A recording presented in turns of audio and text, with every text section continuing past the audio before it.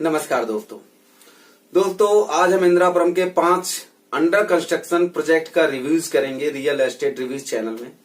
तो 5th number पे जो हम बात करने जा रहे हैं वो है Cloud9 वालों का। इन्होंने अपनी उसी जमीन पे जो Cloud9 बनाया था उससे लगी हुई और कुछ जमीन ले ली है और उस जमीन पे जो ये प्रोजेक्ट तैयार कर रहे हैं उस प्रोजेक्ट का नाम है हिंडन ग्रीन वैली।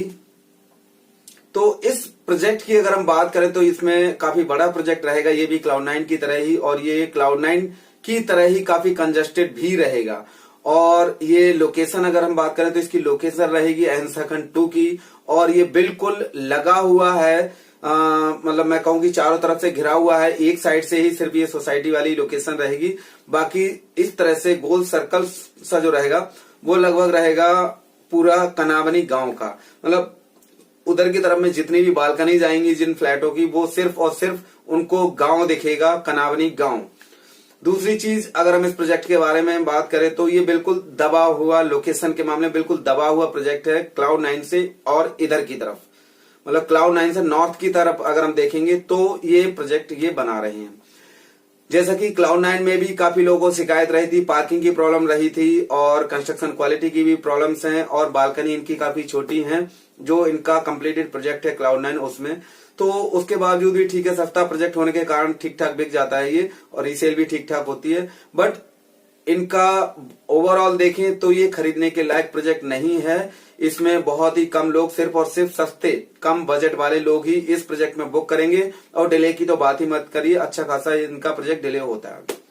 इनका प्रोजेक्ट वैशाली में भी था, वो भी काफी डिले हुआ। इसके बाद 4th नंबर की अगर हम बात करें तो आता है साया का S क्लास प्रोजेक्ट।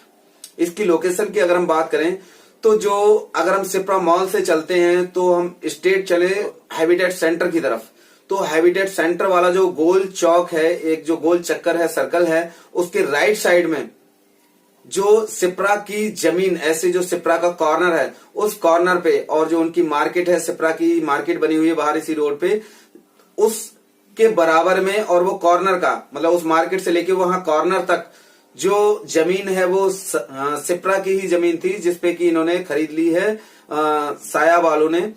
तो इनका ये 4th नंबर पे प्रोजेक्ट आता है, क्योंकि ये भी अभी मैं कहूं कि काम इसमें शुरू नहीं हुआ है, और इसमें जो बना रहे हैं वो 3 और 4 BHK फ्लैट बनाएंगे, और बिल्कुल लग्जरी प्रोजेक्ट होगा ये। लेकिन इसकी जमीन काफी छोटी है, तो ये से लग्जरी सिर्फ फ्लैट के बेस पे इन्होंने नाम दिया है कि हम लग्जरी प्रोजेक्ट बनाने जा रहे हैं, या उसमें लग्जरी जैसी क्लब हाउस तो ठीक है बिल्डिंग में बना सकते हैं, बट ओपन स्पेस के मामले में अगर हम बात करें तो शायद 0 होगा, बिल्कुल 0। और कंजेशन के मामले में हम अगर बात करें तो वो भी वहां पे ट्रैफिक की हमेशा प्रॉब्लम रहेगी, क्योंकि वो लोकेशन ऐसी वहां पे ऑलरेडी ये हैबिटेट सेंटर की भी काफी मार्केट की वजह से ट्रैफिक जाम रहता है और गाड़ियां बहुत ज्यादा वहां पे खड़ी रहती हैं। उसके बाद अगर ये प्रोजेक्ट आ जाता है और ये लगभग 38 मंजिल ये स्टोरी बनाएंगे, तो कितना फ्लैट होगा, कितनी फैमिली वहां पे शिफ्ट होंगी, तो उसको अगर देखें तो ओवरऑल साया अच्छे प्रोजेक्ट बनाते हैं। इनके जो भी डिलीवर्ड प्रोजेक्ट हैं वो अच्छे हैं, बट ओपन स्पेस के मामले में अगर हम बात करें तो इनका जो पहला प्रोजेक्ट था डिजायर रेजिडेंसी, उसमें भी कुछ भी नहीं है। उसके बाद इनका साया जैनित आया अहिंसा खंड 2 में ऑन रोड पे, उसमें भी ओपन स्पेस के मामले में कुछ भी नहीं है। उसके बाद अगर हम और बात करें तो साया गोल्ड एवेन्यू जो इन्होंने सिप्रा की लैंड पे बनाया था, सिप्रा मॉल के बिल्कुल अपोजिट में, उसमें भी ओपन स्पेस के मामले में 0 है। तो S क्लास की भी अगर हम बात करें तो इस प्रोजेक्ट में भी साया वाले सिर्फ और सिर्फ 0 ओपन स्पेस देंगे, सिर्फ कंजेशन होगा, और लग्जरी सिर्फ फ्लैट के साइज के अकॉर्डिंग होगा कि यहाँ लग्जरी है, फ्लैट का साइज बड़ा है, और इंटीरियर में कुछ भी कर दो, बट एक फील जो आना चाहिए ओपन स्पेस का कि हम अपार्टमेंट में रह रहे हैं और ओपन स्पेस होना चाहिए, वो बिल्कुल भी 0 होगा। इसलिए मैंने इसको 4th नंबर पे रखा है, और इसमें काम शुरू नहीं हुआ, और इनका भी प्रोजेक्ट अच्छा खासा डिले होता है। चाहे हम साया गोल्ड की बात कर लें, ये भी अच्छा खासा डिले चल रहा है। कंस्ट्रक्शन क्वालिटी नो डाउट ठीक ठाक होती है। इस वजह से मैं यही कहूंगा कि इस प्रोजेक्ट में भी पैसा लगाना शायद ठीक नहीं होगा। जो लोकेशन को चाहते हैं और उनका अच्छा खासा बजट है और 3-4 BHK में जाना चाहते हैं, नया चाहिए, तो वो इसमें बुक कर सकते हैं। इसके बाद हम बात करते हैं 3rd नंबर पे। तो 3rd नंबर पे आता है अपेक्स का डेरियो। अपेक्स का डेरियो थर्ड नंबर पे मैंने क्यों रखा है, इसके कई सारे रीजंस हैं, आपको मैं बता रहा हूं, आप भी समझ सकते हैं। सबसे पहली बात तो इसकी लोकेशन जो है वो CISF कैंप रोड पे है, मतलब ये कि DPS स्कूल भी इसके सामने ही है। तो कॉर्नर का ये प्लॉट है।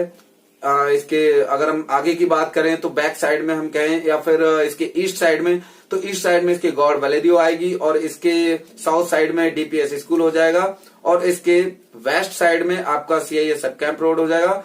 और अगर इसके हम नॉर्थ की बात करें तो नॉर्थ साइड में इसका खाली जमीन पड़ी हुई है जो कुछ भी नहीं है, बिल्कुल खाली खाली है। तो एक तरह से हम कहें तो लोकेशन ये कॉर्नर की है और CISF कैंप मेन रोड है, इसलिए इसकी लोकेशन अच्छी है।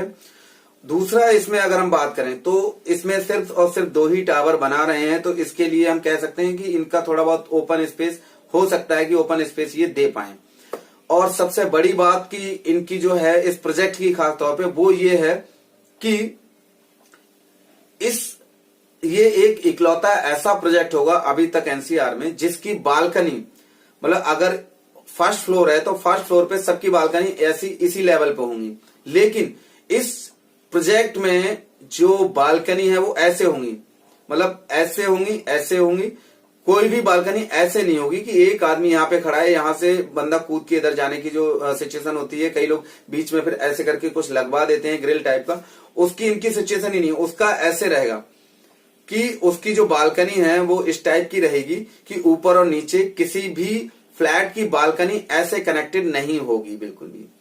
ये इनका पहला प्रोजेक्ट होगा शायद NCR में जो इस टाइप का बना रहे हो। बाकी अपार्टमेंट में कोई भी ऐसा प्रोजेक्ट अभी तक नहीं आया था जिसकी बालकनी का ऊपर नीचे साइज में रहे।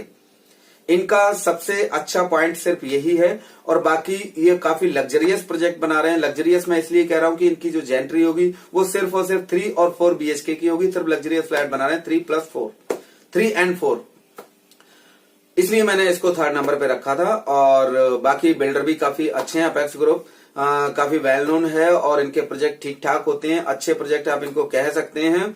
और साथ ही साथ इन्होंने डिलीवरी देते हैं, लेट तो हर बिल्डर करता है बट इनका थोड़ा कम होता है। ओवरऑल इनको हम कहें तो थर्ड नंबर पे रखने का रीजन ये था कि ठीक ठाक हैं और पुराने बिल्डर हैं, अच्छा खासा काम किया हुआ है इन्होंने। तो इनके एक्सपीरियंस के अकॉर्डिंग हम देख सकते हैं कि हाँ बहुत ज्यादा प्रोजेक्ट भी ये नहीं लाते हैं कि हाँ चलो बहुत सारे प्रोजेक्ट इनके मार्केट में चल रहे हों जिन पे कि इनको दिक्कत हो, लोड ज्यादा बढ़े कि हाँ इनको काम करने में प्रॉब्लम हो रही हो, सारे प्रोजेक्ट को ये ठीक से हैंडल नहीं कर पा रहे। तो ऐसा भी इनके साथ में नहीं है, अच्छा खासा बैकअप भी रखते हैं और ठीक ठाक से ये बना के दे सकते हैं। सेकंड नंबर की अगर हम बात करते हैं तो सेकंड नंबर पे आता है वर्ल्ड रेजिडेंसी। सेकंड नंबर पे वर्ल्ड रेजिडेंसी को रखने का रीजन सिर्फ और सिर्फ एक ही है, वो ये कि वो लगभग पोजीशन के टाइम पर आ चुकी है। इसके अलावा उसको सेकंड नंबर पे रखने का कोई भी रीजन नहीं है।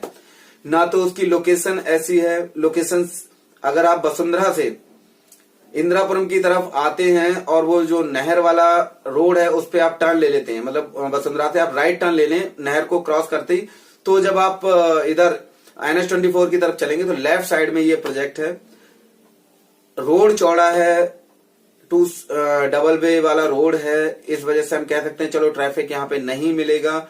वसुंधरा से पहला प्रोजेक्ट है ये। इंदिरापुरम से अगर हम दिल्ली से आ रहे हैं इंदिरापुरम के लिए हम पहुंचे और इंदिरापुरम के लिए हमने पहला जो टर्न लिया जो गॉड का प्रोजेक्ट है गॉड ग्रीन एवेन्यू, उससे हम सीधे आते हैं तो ये उधर से राइट साइड में प्रोजेक्ट पड़ेगा। तो इस रोड पे ज्यादा ट्रैफिक नॉर्मली नहीं मिलता है। और हम ये कह सकते हैं कि दिल्ली से गाजीपुर साइड से अगर आप आते हैं तो पहला ही टर्न लेते ही आपको ये प्रोजेक्ट आ जाता है, लेकिन है तकरीबन 3 किलोमीटर के आसपास आ जाएगा ये। तो इसके अलावा इसमें कुछ भी खास बात नहीं है। डिले बहुत है, प्रोजेक्ट कम से कम 7 साल से ज्यादा हो गए इसको बनते हुए, लेकिन आज तक ये रेडी टू मूव नहीं हो पाया है। इनके सेल्स एग्जीक्यूटिव कहते हैं कि one of the best project in Indirapuram, लेकिन शायद वो सेल्स एग्जीक्यूटिव है वो ये कह सकते हैं क्योंकि उनको कंपनी सैलरी ही इसी बात की देती है, लेकिन उसको किस एंगल से वो ये कह सकते हैं, किस मायने में वो ये कह सकते हैं कि one of the best project in Indirapuram, कोई भी शायद इसको साबित ना कर पाए। उसकी लोकेशन में चारों तरफ से सिर्फ और सिर्फ बिल्डर फ्लैट ही दिखेंगे। लोकेशन के मामले में सोसाइटी वाला फील सिर्फ वो इकलौती सोसाइटी होगी तो नहीं आ सकता है। लेकिन सेकंड नंबर पे रखने का रीजन सिर्फ मेरा यही था क्योंकि उसका स्टेटस पोजीशन के आसपास आ चुका है, तो उसमें अगर कोई खरीदता है तो ये कह सकते हैं कि अब साल, 1.5 साल, 2 साल में तो वो मिल ही जाएगा। लेकिन जो बिल्कुल ही जिनकी जमीन जैसे अपेक्स का डेरियो हो गया या साया का एस क्लास, या हम बात करें हिंडन ग्रीन वैली जो क्लाउड9 का है, तो इनके स्टेटस में तो बहुत फर्क है और उसका स्टेटस वर्ल्ड रेजिडेंसी का स्टेटस काफी अच्छा है, वो रेडी टू मूव होने ही वाला है। वो अलग बात है, वो काफी डिले है, तो इसलिए मैंने वो सेकंड नंबर पे रखा है कि उसमें आप लेना चाहें ये सोच करके कि ये जल्दी मिल जाएगा, इसलिए वो ठीक हो सकता है। क्योंकि आज के टाइम में किसी भी बिल्डर का ऐसा प्रोजेक्ट में पैसा लगाना या फ्लैट खरीदना जिसका ये पता नहीं कि कब तक बना के देगा, वो थोड़ा सा मुश्किल है। इसी वजह से मैंने इसको सेकंड नंबर पे रखा है। इसमें मिक्स जेंटी है, 2, 3, 4 BHK इन्होंने फ्लैट बनाए हैं। इसमें आप जा सकते हैं, अगर आप साल, 1.5 साल तक का वेट करना चाहें तो इसमें खरीद सकते हैं। इसके बाद हम बात करते हैं फर्स्ट नंबर पे अंडर कंस्ट्रक्शन में प्रोजेक्ट कौन सा है इंदिरापुरम का, तो वो है साया का साया गोल्ड एवेन्यू। साया गोल्ड एवेन्यू की जो लोकेशन है वो वैभव खंड की है और ये सिप्रा मॉल के बिल्कुल सामने बना हुआ है। सिप्रा मॉल का जो गेट है उसके बिल्कुल सामने ऐसे देखेंगे तो आपको ये प्रोजेक्ट दिखेगा। और ये प्रोजेक्ट लोकेशन के मामले में इसीलिए अच्छा है क्योंकि नोएडा सेक्टर 62 के अंडरपास से अगर आप निकल के आ जाते हैं सिप्रा मॉल की तरफ, तो एरिक्सन या आसपास की जो कंपनियां होंगी उनके लिए आप सिर्फ वॉकिंग डिस्टेंस से जा सकते हैं, कुछ भी ऑटो रिक्शा करने की आपको जरूरत नहीं है। दूसरी वजह है कि सिप्रा मॉल पास में, सिप्रा मॉल वेल नोन है, उसमें सारी चीजें भी मिलती हैं। और बाकी मार्केट की नॉर्मल जो डेली नीड्स की बात करें तो उसके सामने ही कृष्णापुरा गार्डन सोसाइटी है, उसकी मार्केट बिल्कुल इस प्रोजेक्ट के सामने ही है, रोड के दूसरी साइड में। तो इनको डेली नीड्स की चीजों के लिए भी कहीं जाने की जरूरत नहीं है, वो भी बिल्कुल सामने ही है और वो भी ऑलरेडी रनिंग में है। इसके बाद ये 2 साइड ओपन कॉर्नर का प्लॉट है, इसलिए भी ये अच्छा हम कह सकते हैं। और इसकी कंस्ट्रक्शन क्वालिटी साया का अपना अच्छा क्वालिटी हो, साया का कंस्ट्रक्शन क्वालिटी अच्छी होगी क्योंकि इसका पहले भी प्रोजेक्ट जो है उनकी कंस्ट्रक्शन क्वालिटी अच्छी रही है। उसके बाद अगर हम बात करें तो इसमें सबसे बड़ी कमी जो है वो ये है कि इसमें कुछ इश्यूज चल रहे हैं। सिप्रा वालों ने इन पे कुछ केस वगैरह कर रखे थे जो शायद सॉर्ट आउट हो चुके हैं और होने वाले हैं, बट को इनसे प्रॉब्लम है क्योंकि इस बिल्डिंग की हाइट काफी ऊपर है और सिप्रा के फ्लैट्स जो है वो बिल्कुल सन फेसिंग के लिए तरस जाएंगे, उनको बिल्कुल भी धूप नहीं मिलने की है इस प्रोजेक्ट की वजह से। और इसके अलावा इसमें एक प्रॉब्लम और आएगी कि जो भी रिसेल की प्रॉपर्टी होगी तो उसमें म्यूटेशन की जरूरत पड़ेगी। सिप्रा की जो जमीन थी वो इन्होंने ली है और सिप्रा की जितनी भी इंदिरापुरम में जमीनें थी वो सारी की सारी लीज पर हैं, जीडीए से उन्होंने लीज पे ली हुई हैं। लेकिन एटीएस एक ऐसा प्रोजेक्ट है जिसमें म्यूटेशन की जरूरत नहीं पड़ती है, वो भी साया की ही जमीन पे बनाया गया है। तो हो सकता है कुछ इसमें अगर ऐसा फ्री होल्ड कर दिया गया हो, तो इसके बारे में कंफर्मेशन नहीं है। अगर कंफर्मेशन होगी तो मैं आपको जरूर इसी वीडियो को डिस्क्रिप्शन में डाल दूंगा। लेकिन ये बहुत कंजस्टेड है, इसमें ओपन स्पेस के मामले में बिल्कुल जीरो है। लोकेशन और कंस्ट्रक्शन को लेकर के आप फ्लैट खरीदते हैं वेल एंड गुड है। और यहाँ पर ट्रैफिक की हमेशा प्रॉब्लम रहेगी, उसका रीजन है मॉल और इस लोकेशन में मार्केट, जिसकी वजह से यहाँ पे हमेशा प्रॉब्लम रहेगी। और आज ही है, कल जब इतनी सारी फैमिलीज इस अपार्टमेंट में मूव कर जाएंगी तो कितनी प्रॉब्लम होगी ट्रैफिक की, ये आप और हम समझ सकते हैं। हो सकता है कि बहुत ज्यादा लोगों को ऑफिस जाने में दिक्कत हुआ करे, उन्हें 10 मिनट सिर्फ और सिर्फ साया गोल्ड एवेन्यू से निकल के उस कॉर्नर पे ही लग जाएं 10 मिनट, ये भी चांस बनता है, ये आने वाला वक्त बताएगा। और साया में थोड़ा सा क्लास को मेंटेन करके चलते हैं, फ्लैट अच्छे बनाते हैं, ये स्पेशियस लगते हैं, इंटीरियर का काम भी ये खुद ही करा के देते हैं, तो सब चीजें ओवरऑल अच्छी होती हैं। बट ट्रैफिक और कंजेशन ये सोसाइटी के माइनस पॉइंट होंगे, इनको देख करके अगर आप इसमें जाना चाहते हैं बहुत अच्छी बात है। तो ये 5 प्रोजेक्ट अंडर कंस्ट्रक्शन थे।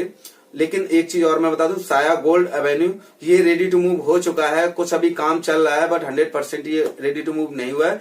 कुछ टावर्स में इसके अभी भी काम चल रहा है बट पोजीशन देना इन्होंने शुरू कर दिया है और इसमें फैमिलीज मूव भी कर चुकी हैं। तो ये एक तरह से रेडी टू मूव है, जिसकी वजह से मैंने इसको फर्स्ट नंबर पे रखा है कि नंबर 1 प्रोजेक्ट जो है अंडर कंस्ट्रक्शन में वो साया गोल्ड एवेन्यू है।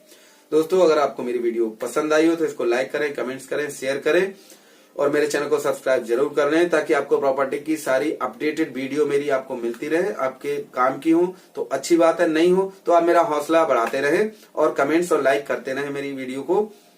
थैंक यू दोस्तों। और अगर आप चाहते हैं कि किसी पर्टिकुलर प्रोजेक्ट के लिए या फिर किसी पर्टिकुलर लोकेशन का मैं रिव्यू करूं, वहां जाऊं और देखूं कि वहां का प्रॉपर्टी का स्टेटस क्या है, क्या उसमें प्लस और माइनस पॉइंट हो सकते हैं, तो आप मुझे कमेंट्स बॉक्स में कमेंट्स करके बता सकते हैं कि मैं यहाँ की वीडियो बना करके यूट्यूब पे डालूं, ताकि आप लोग उस लोकेशन या उस पर्टिकुलर प्रोजेक्ट के बारे में नॉलेज गेन कर सकें।